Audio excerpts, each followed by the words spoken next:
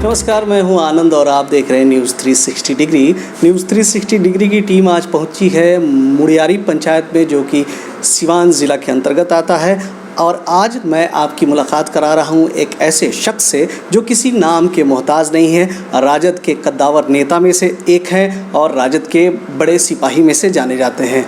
ये पिछले लगातार 3 टर्म से मुखिया रहे हैं, साथ ही साथ ज़िला मुखिया संघ के अध्यक्ष भी हैं। अजय जी, स्वागत है आपका हमारे इस चैनल में। बहुत बहुत आपको धन्यवाद।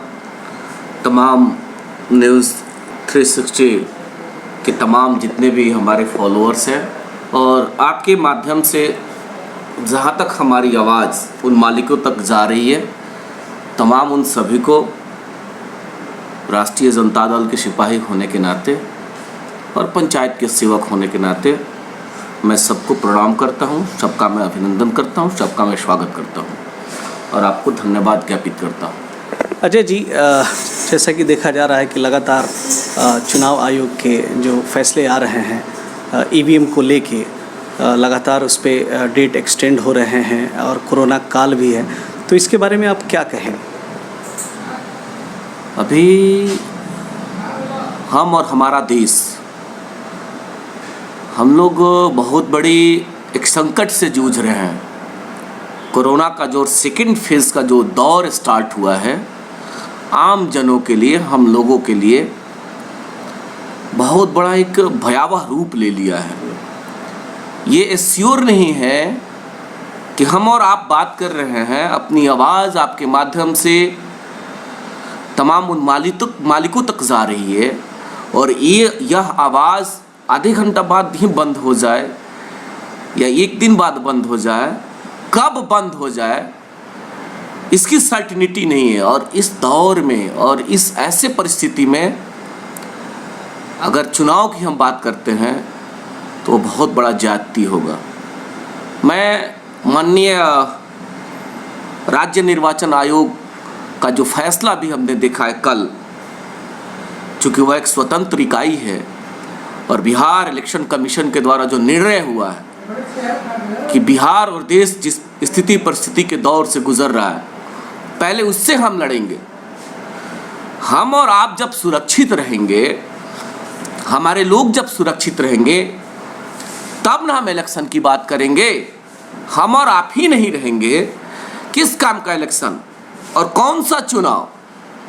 तो आपके माध्यम से मैं धन्यवाद ज्ञापित करता हूँ। हमारी आवाज़ अगर आपके माध्यम से राज्य निर्वाचन आयोग तक पहुंचती है तो मैं उनको धन्यवाद ज्ञापित करता हूं कि बहुत बेहतर उन्होंने निर्णय लिया है। उस निर्णय का नाम है कि स्थिति के अवलोक में, जो स्थिति अभी कोरोना का जो काल चल रहा है, इस स्थिति के अवलोक में जो उचित होगा, जो बेहतर होगा, तब चुनाव का निर्णय लिया जाएगा। इसके लिए मैं धन्यवाद ज्ञापित करता हूं।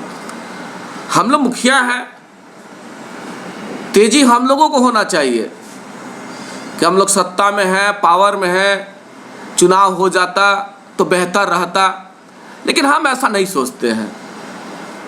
मेरा व्यक्तिगत राय है, साथ ही साथ चूंकि मुखिया संघ के जिला के अध्यक्ष हैं, इस नाते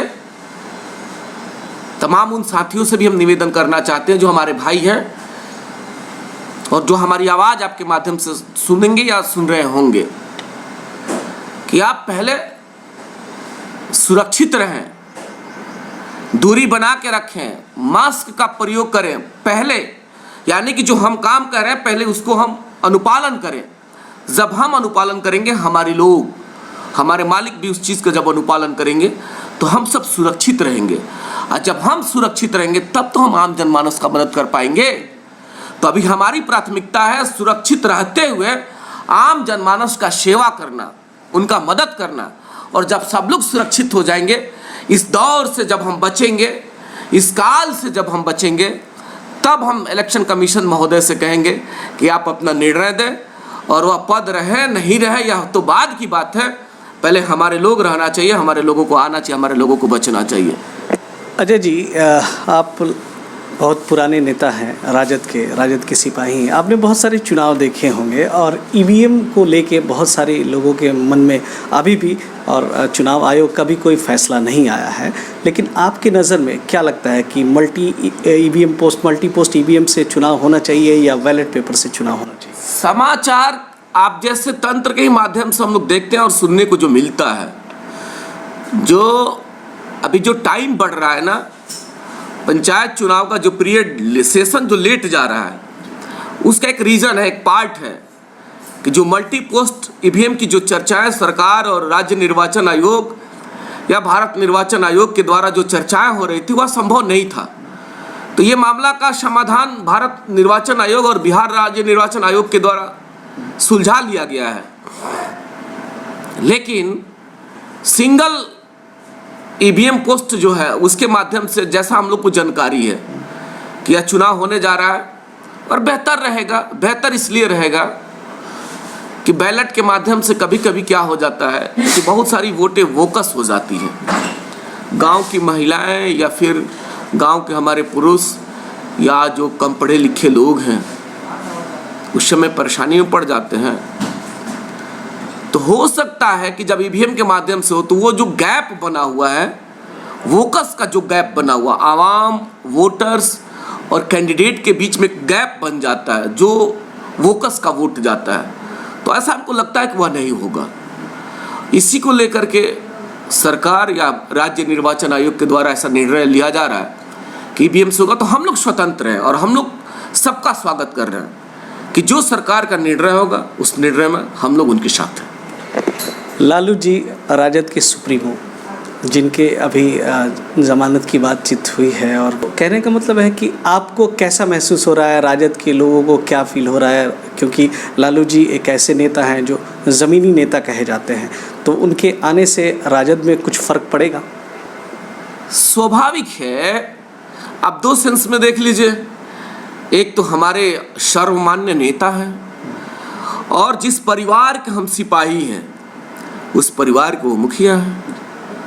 और आदरणीय लालू जी के द्वारा जो ताकत हम लोगों को मिला, और लालू जी का ही देन है, आज एक अति पिछड़ा का बेटा आपके समक्ष अपनी बात को रख रहा है। तो लालू जी ने जो जुबान दिया तो वह तो कहीं ना कहीं हमारे लिए सर्वमान्य है और वो हमारे बीच में आए हैं। ये हमारे लिए बहुत बड़ी खुशी है, छोटी खुशी नहीं है, बहुत बड़ी खुशी है। लेकिन आदरणीय नेता तेजस्वी यादव जी और आदरणीय नेता लालू जी ने ये कहा है कि जिस दौर से हम गुजर रहे हैं, हमारे बाहर आने से वह खुशी नहीं है, क्योंकि हमारे लोग अभी परेशान हैं। और किस बात का परेशानी है कि कोरोना काल से सब लोग गुजर रहा है। तो इस बात का खुशी हमें है कि वो हमारे बीच में है, और इस बात का दुख है कि हमारे भाइयों के ऊपर बहुत बड़ा संकट है। तो जैसे हम संकट से निजात हमको मिलेगा, फिर हम लालू जी के साथ बैठेंगे, फिर हम परिवार में बैठेंगे और फिर हम खुशी मनाएंगे।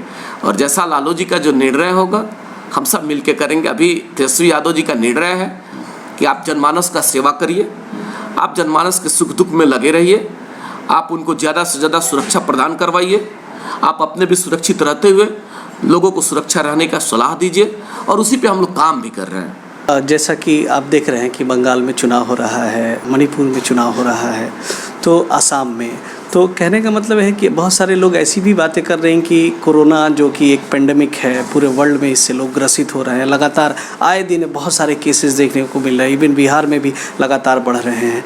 तो आपके नज़र में जैसे लोग सोच रहे हैं कि भाई वहाँ चुनाव हो रहा है तो कोरोना नहीं जा रहा है, और जहाँ चुनाव नहीं हो रहा है वहाँ कोरोना आ रहा है, इस पर आपका क्या कहना है? सिंपल सा बात है, आप इसको दो कंसेप्ट में ज़रा समझ लीजिए।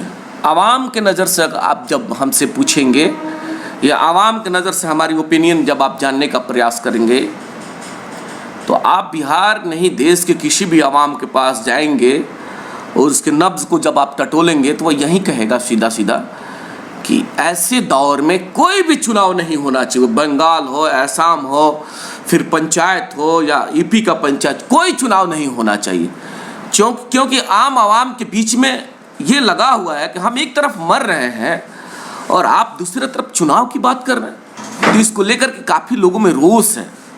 लेकिन चुनाव एक सिस्टम है, चुनाव एक प्रक्रिया है, और जिस स्टेट की निर्वाचन आयोग ने जो निर्णय ले लिया, या भारत निर्वाचन आयोग कह लें या फिर बंगाल निर्वाचन आयोग, या जो आयोग जिसके सिस्टम के तहत, जिसके व्यवस्था के तहत वहाँ चुनाव हो रहा है, वो तो आयोग का निर्णय था, और उसी निर्णय का अनुरूप वहाँ की संस्थाएं काम कर रही हैं, वहाँ की मशीनरी काम कर रही हैं, और उस मशीनरी के तहत वहाँ चुनाव हो रहा है। तो उस पर बहुत, चूँकि हम नहीं जा सकते हैं कि वह निर्णय तो चुनाव आयोग का निर्णय रहा, लेकिन आवाम की नज़र से जैसे आप जानेंगे तो मेरा भी यह निर्णय रहेगा, मेरा भी यह मशवरा, मेरा भी यह राय रहेगा कि ऐसा नहीं होना चाहिए था। पहले देश की आवाम, फिर चुनाव, चुनाव पहले नहीं, पहले आवाम, देश, फिर चुनाव। तो हम रहेंगे, हम बचेंगे, हमारे लोग बचेंगे तो चुनाव होते रहेगा।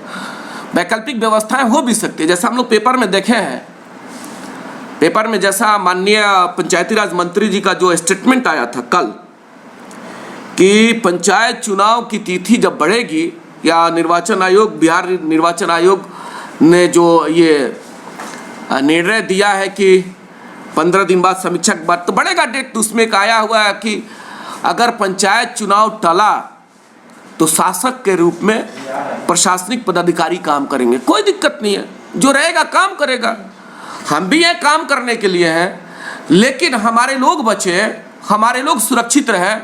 हम मुखिया रहें नहीं रहे, चुनाव हो नहीं हो, सेकेंडरी मामला है। हम बचेंगे तब ना मुखिया बनेंगे, हम बचेंगे तब ना आप हमसे बात करिएगा, हम जब बचेंगे तब ना वोट देंगे, हम बचेंगे तब ना लोग हमको वोट देंगे। तो सारा सिस्टम कहाँ से बंधा हुआ है? आदमी के बचने के उपरांत, आदमी जब है इस धरती पे, जब लोग हैं, लोग सुरक्षित है, तब व्यवस्था चलेगा। लोग ही नहीं सुरक्षित रहेंगे तो व्यवस्था का क्या मीन्स है?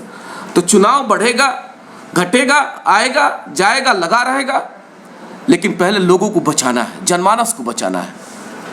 अजय जी, जाते जाते आपसे आखिरी सवाल कि आपकी जो जनता है जो इस वक्त आपको देख रही है, चाहे वो आपकी पंचायत का जनता हो या राजद के जो सिपाही हैं या राजद के जो समर्थक हैं या जो पूरी आवाम है, उसके लिए कोरोना से संबंधित क्या संदेश देना चाहिए?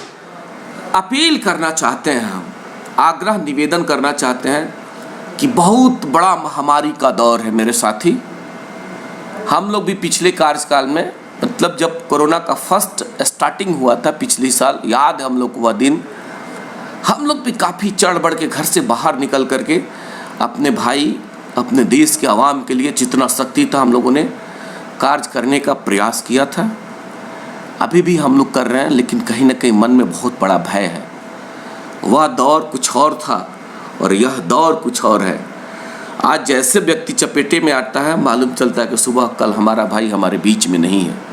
एहसास करिए उस दर्द को, क्या होगा जिस परिवार का बेटा छिन जाता होगा, क्या होता होगा, कैसे बीतता होगा जिस परिवार की माँ, उस बच्चों के माथा से उस माँ की साया हट छिन जाती होगी, क्या होता होगा।